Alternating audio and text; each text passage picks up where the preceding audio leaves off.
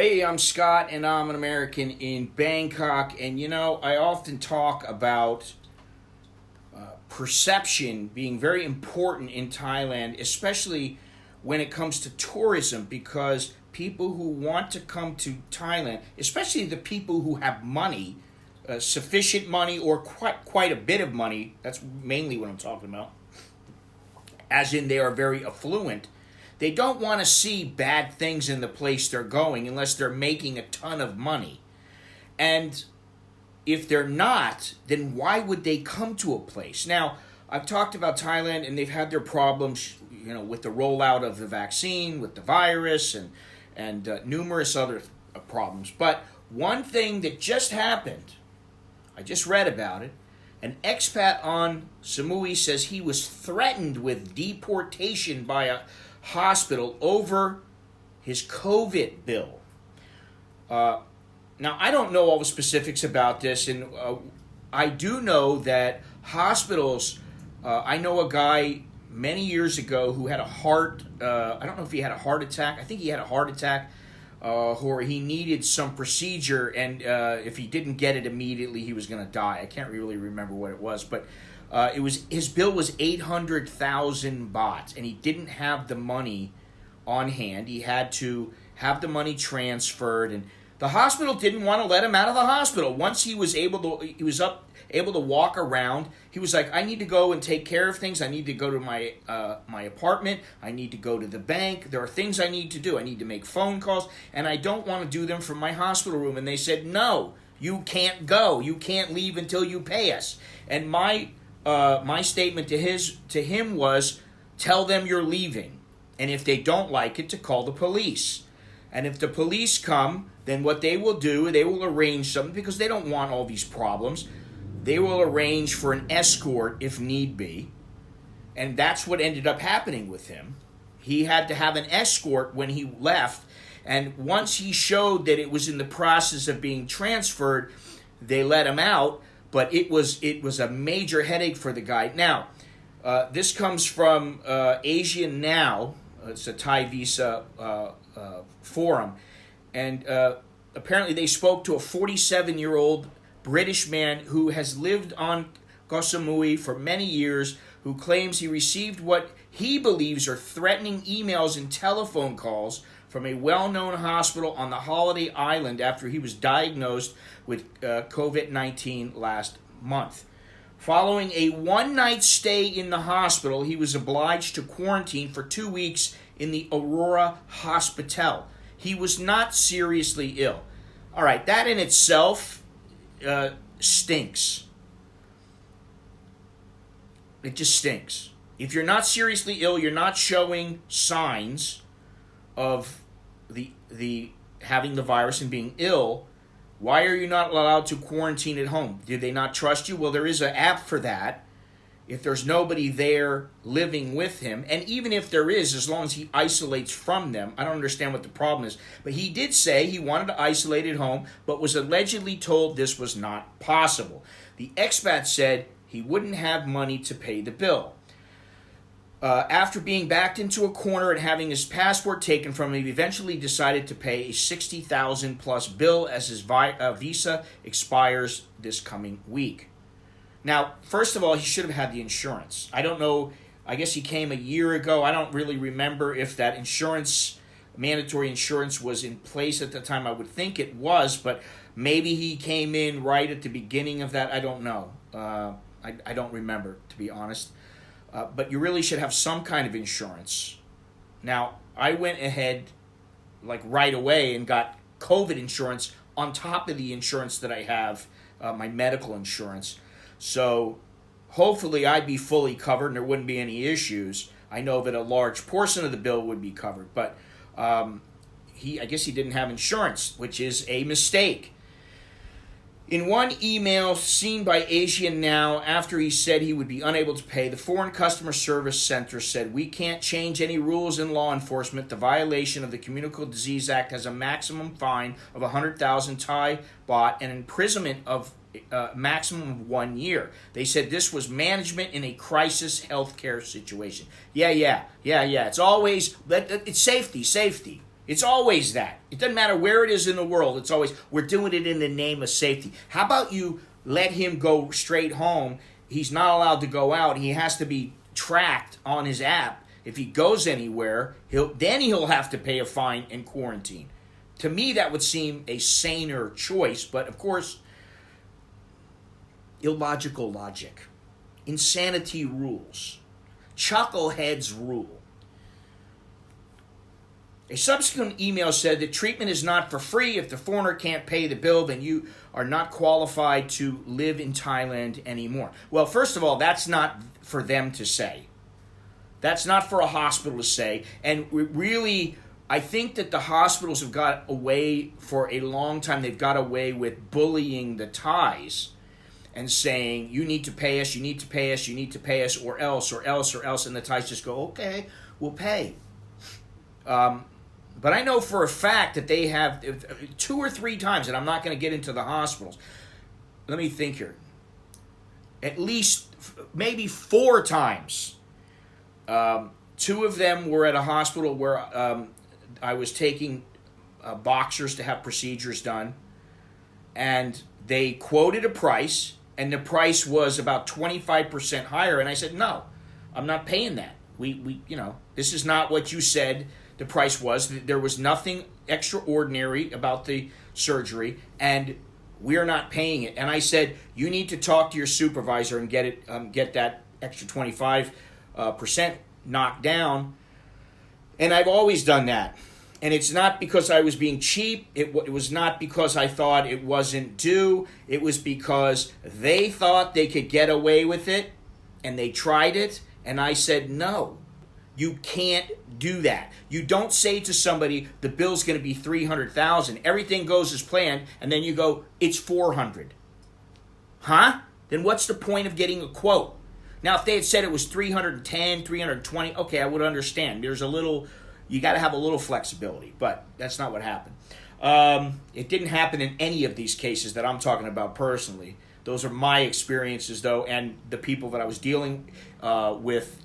I was dealing with the hospital for them because they really didn't have any experience with this kind of a thing, and they were nervous about their surgeries, and so I had to take care of it for them. But that was part of my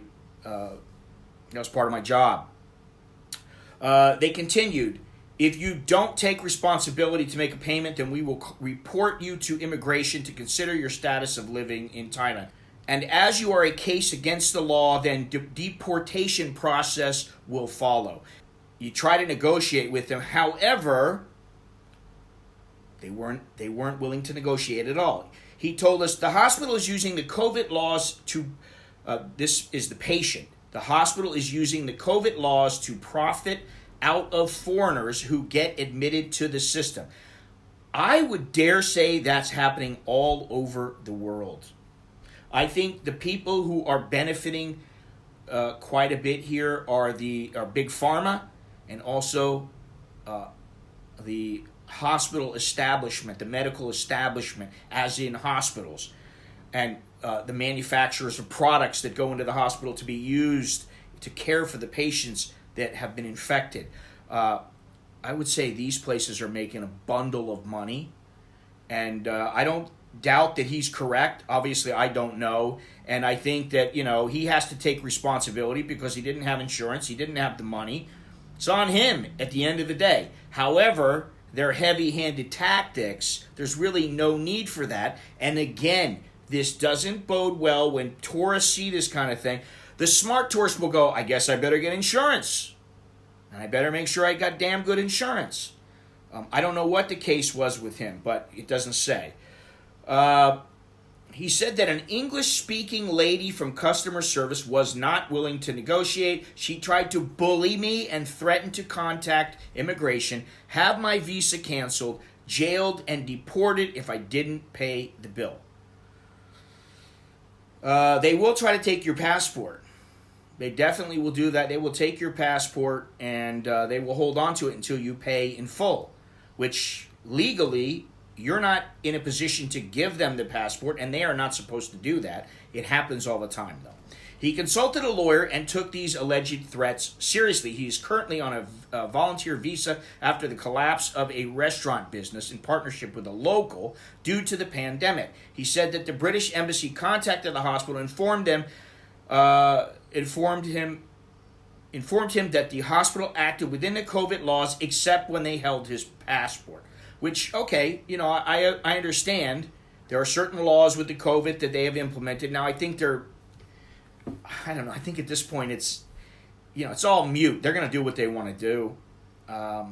And whether or not he should have been allowed to go and stay at home is pointless because that's not the law. They put the laws into place for a reason.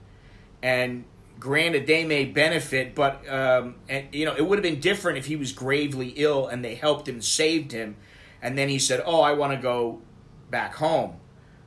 That wasn't the case. He had no signs of the illness.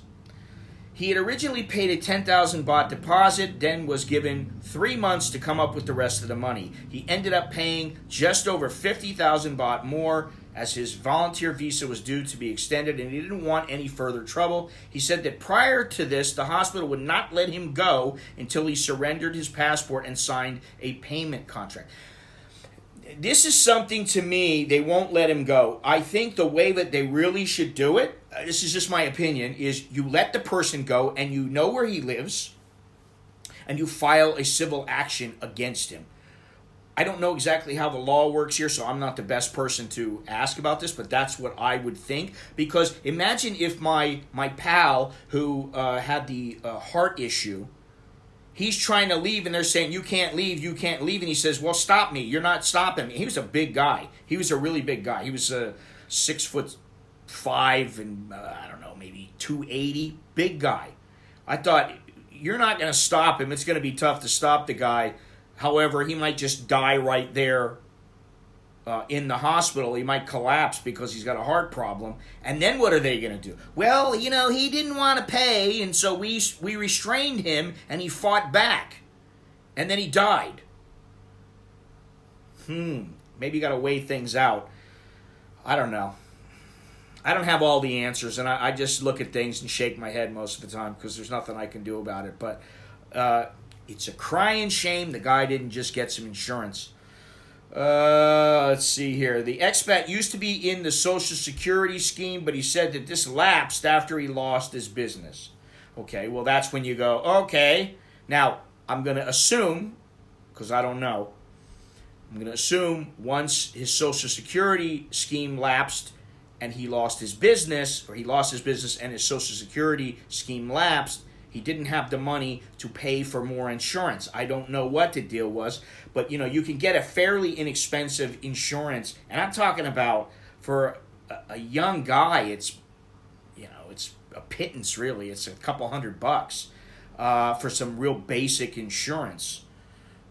I don't know how much that would have helped him in this case, but he added a claim that it was totally wrong for the hospital, that the hospital was using the pandemic to make money. This is the way of the world. I hate to tell you, but this is the way of the world. People take advantage of this stuff. Look at the Chinese, what they've done. Sold faulty masks to say, Australia. Places all over the world have been doing things like this. So, this is the way of the world. I hate to say it, but that's the cold, hard truth, baby. Originally, all the hospital staff and all my local friends told me not to worry because COVID treatment is free for everyone in Thailand. There's a saying in Thai, "Mai mi alai free, nai pratet Thai." There's nothing is free in Thailand. Many of my friends were outraged when I got billed. Okay, well, they're your friends. And 60,000. For that's what is that? 4,633 baht a day or something like that for the quarantine, if I'm doing my math right. He told us that he is considering returning to the UK next year. Well, he paid the bill. Now he wants to get the money back. I guess. I mean, I don't know what the point is of getting a lawyer and doing all this. Asian now has contacted the foreigner center at the hospital concerned for comment about the expat's claims of being harassed. So I guess they have not received word back yet.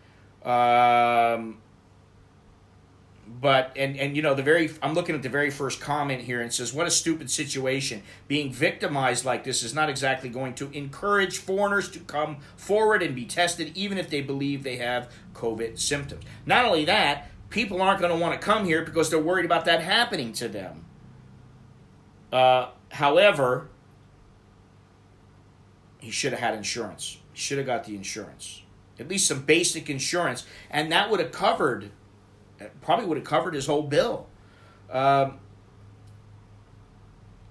see here. And, you know, I was under the impression a while back that it was going to be free, but then I was like, nah, there's no way they're going to do it free for everybody who has to be put in a hospital. And that may only be at the government hospitals, not private hospitals.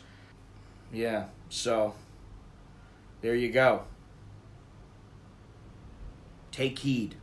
Please don't forget to click thumbs up and hit subscribe if you haven't done so. Help me on my road to 15,000 subscribers.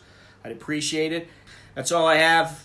Until next time, I'm Scott. I'm an American in Bangkok. Chok di leo jerk and mai. I'll see you when I see you.